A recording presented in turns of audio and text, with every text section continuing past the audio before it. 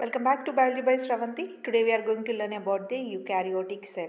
So in previous videos also we are discussing about the cell organelles. So today the cell organelles we are discussing about the mitochondria and ribosomes. Before going into the topic, if you are new to my channel, please do like, share and subscribe to my channel. So let us see about the cell organelle mitochondria. So the mitochondria, the main function of the cell organelle mitochondria is the cellular respiration, that is aerobic respiration, and this is absent in the prokaryotes. The mitochondria is absent in the prokaryote, and in eukaryotes in each and every cell it is present, but coming for the RBC cells this mitochondria is particularly absent.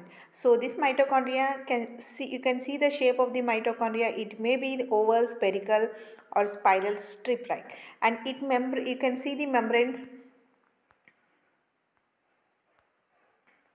So you can see the membrane, it is double membrane bounded cell organelles. So the outer is the nothing but outer membrane and inner is the inner membrane, and space between the outer membrane and inner membrane is called as the intermembrane space, and this inner membrane is folded into several folds. So these folds are called as cisternae. So these folds are called as cisternae, and inside the cisternae or towards the cisternae some numerous particles are attached. So that particles are called as oxysomes or it also and cytochromes. So these act as the electron carriers, and inside the mitochondria it encloses a cavity called as inner chamber, which contain many fluid matrix like DNA. It may be DNA or ribosomes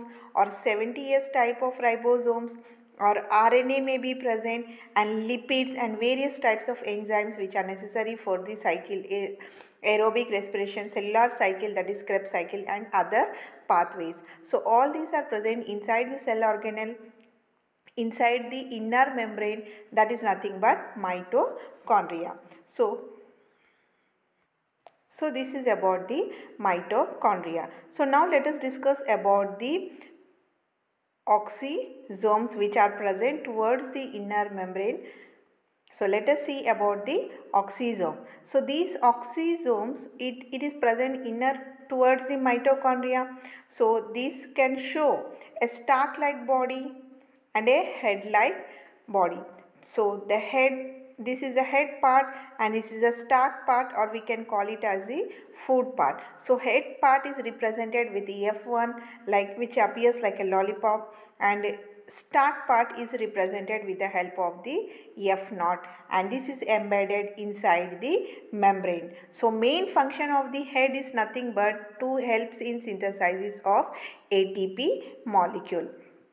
So coming for the stalk part, mainly it helps in the proton pumping. It helps in the proton pumps. That means it acts as the proton channel. So mainly the oxysome function is nothing but to synthesizes the ATP molecule as well as it pumps the protons. So that is why the mitochondria is called, or function is nothing but it is shows the aerobic respiration, that is cellular respiration. So this is about the mitochondria. Let us go with next cell organelle called as ribosomes.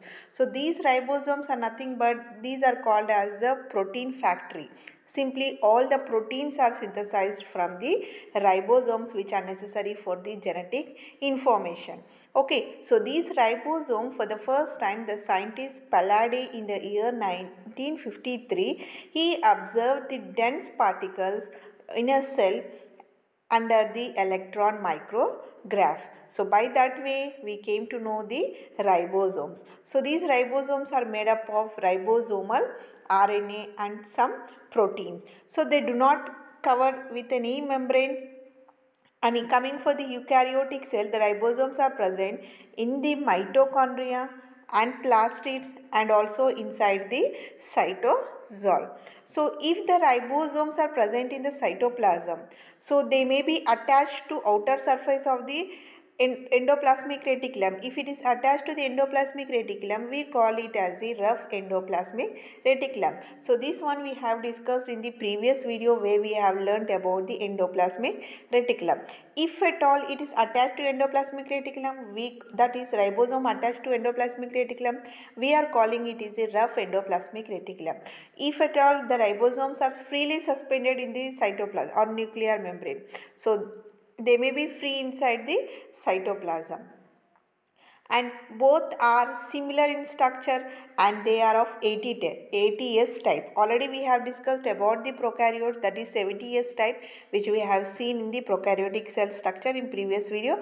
Today we are going to discussing about the eukaryotes, that is 80S type of ribosomes are present. So these ribosomes show the two subunits, one larger subunit and one larger subunit and one small subunit. So larger subunit, so this side is the prokaryotes and this side you can see the eukaryotes. So eukaryotes show 80S type, that is nothing but the smaller subunit is of 40S type and larger subunit is of 60S type.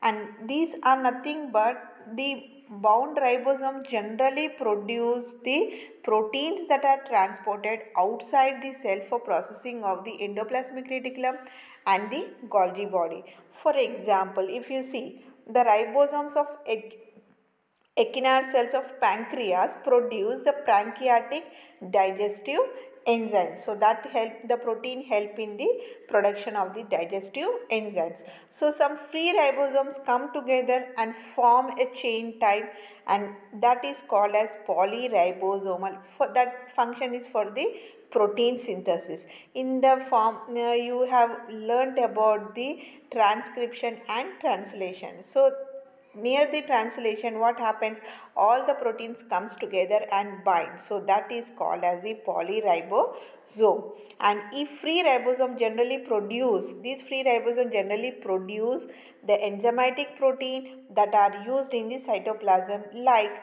enzyme required to break down of some of the sugar molecules.